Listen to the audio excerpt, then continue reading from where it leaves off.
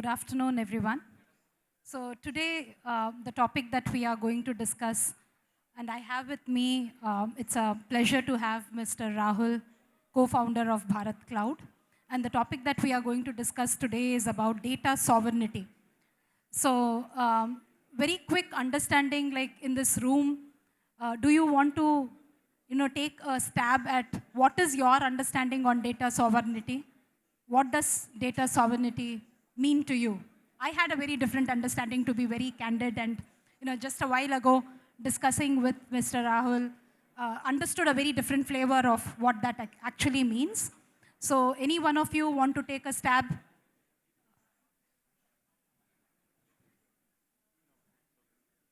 It's okay. So we will hear from the expert today and demystify what exactly data sovereignty means to us. Rahul, why don't you?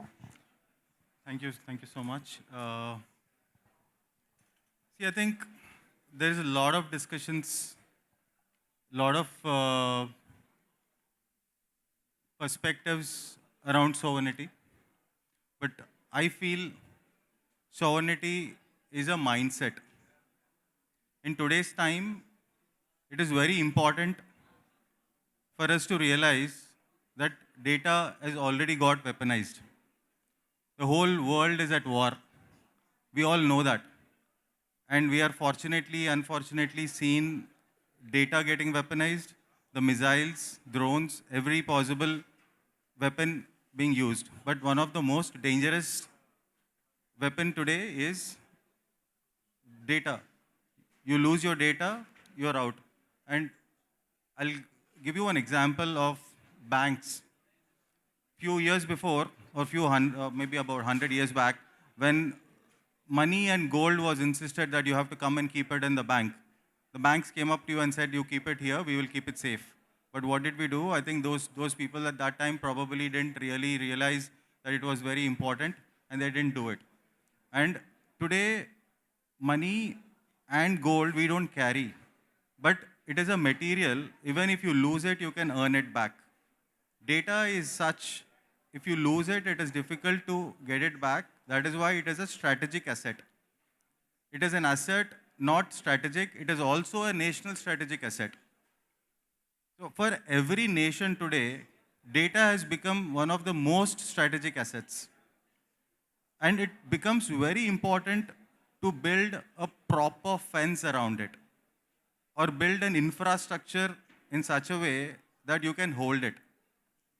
Now, coming to the sovereignty part, if you look at it today, the data is getting generated at X speed, and with the AI coming in, today, do we have the enough infrastructure? So every nation across the globe today is only striving to build in more data centers, more infrastructure, more digital infrastructure, to hold it in such a way that they are ready for the future. Future is what? It is unfortunately little unpredictable because the tech is changing probably every 2 or 3 quarters. The longest term which we can plan is probably 3 quarters today. Gone are the days when we say 5 years ke liye I'll buy a server and I'll keep it ready. No, it is not like that today. And we have to have the digital infrastructure ready. It has to be super secured, and we have to have the capability of holding it for a very, very long time in a secured way. So this is a very basic overview. No, thanks for that.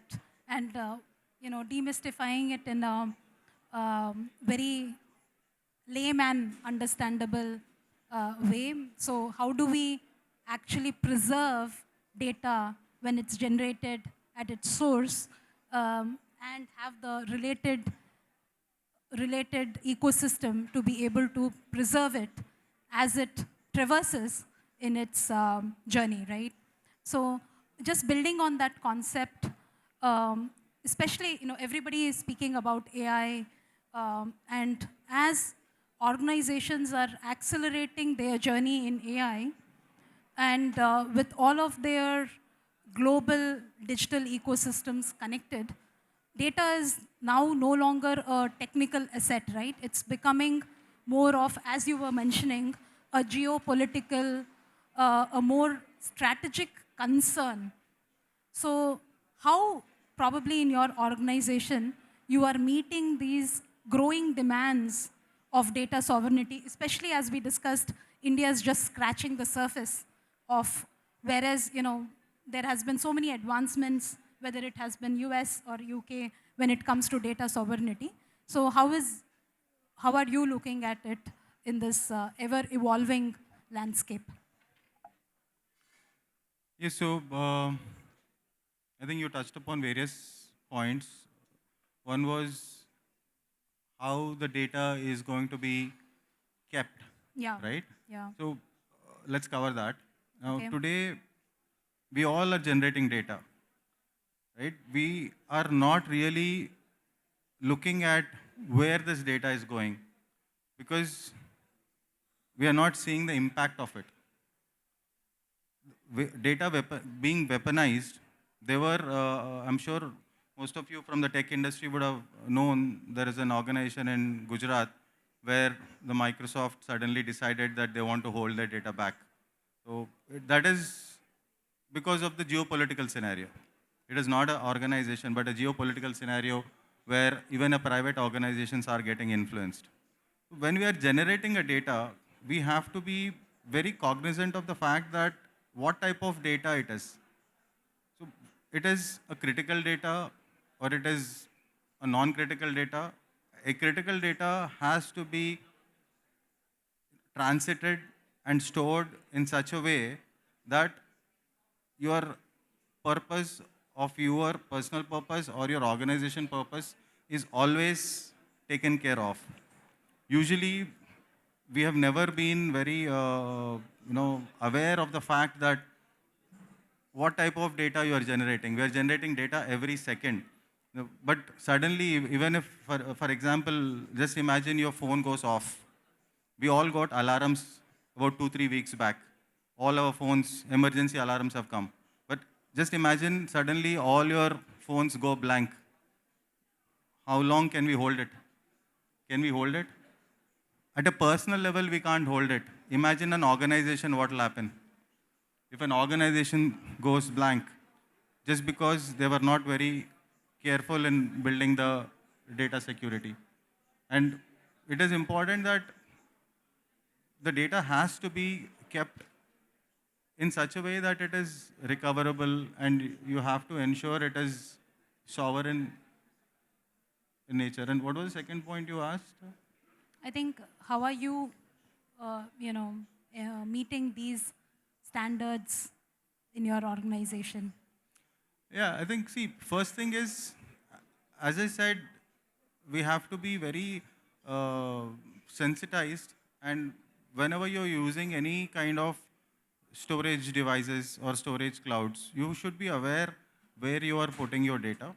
At our organization, we ensure that all our data is residing in the nation, point number one.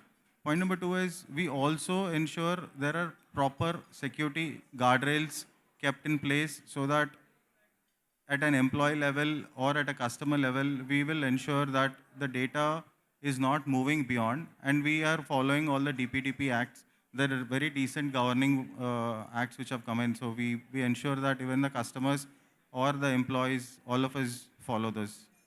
Yeah, just augmenting on that, I think, data sovereignty is zero compromise. I think there's zero tolerance to anything related to data sovereignty in many of, like, the organization that which I work for.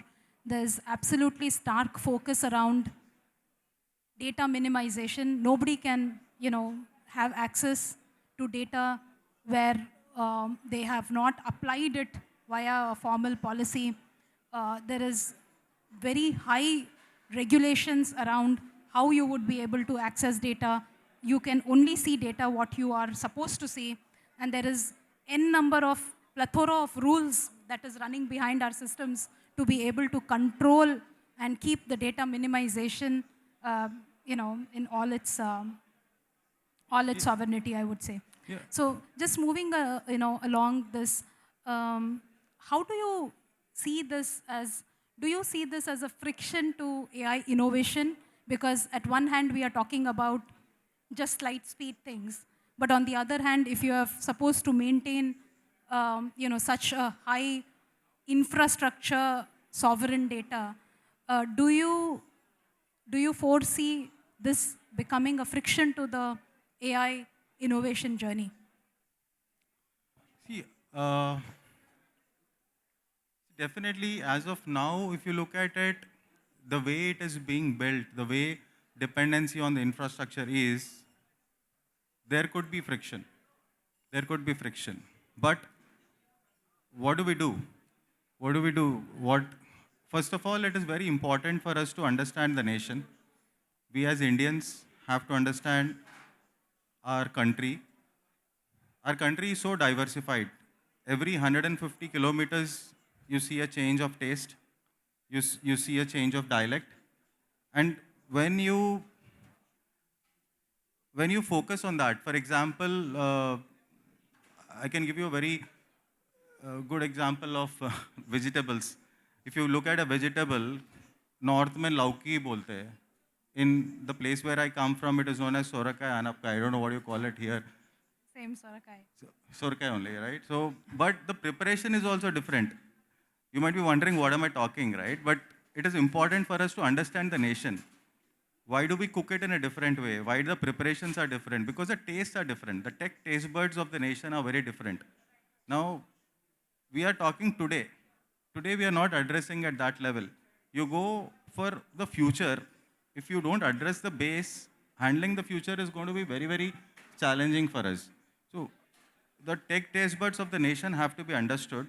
That is why I say the sovereignty can be built by Indian organizations. It is very easy for us to understand. If you look at an organization coming from Tamil Nadu, they can understand very easily. If you, for example, another example which I usually quote is, if you go to a Starbucks and order, we want to order coffee, with all due respect to Starbucks, we'll have to do some studying because they call a small cup tall and the grande and all, I don't know what they call. So even today I don't understand. We are simple filter coffee guys or masala chai guys. So technology is also same. We as Indian organizations, tech organizations, we are trying to simplify it.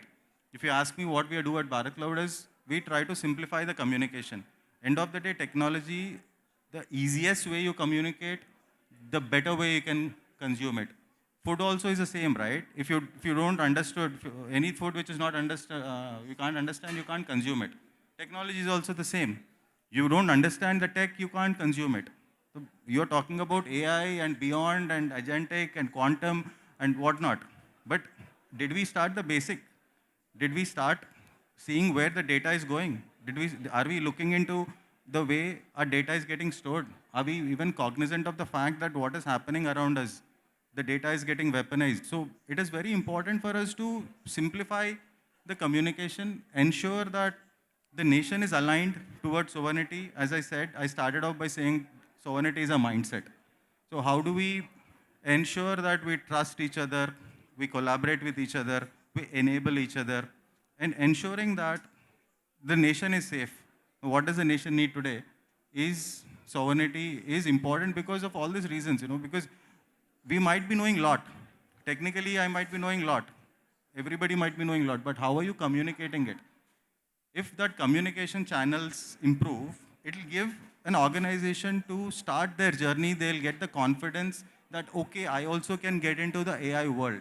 Now, straight away, AI world is very challenging as of today. So friction is there today, but we can improve it. India as a nation is great because over the history of years, we have got so many times hit, but we are very resilient in nature and we can come back very, very strong. All the cricket lovers, IPL is going on. The minute we are snubbed down, we come back hard. So that is a nation's pulse, and we can definitely hit it hard. We can ease the friction.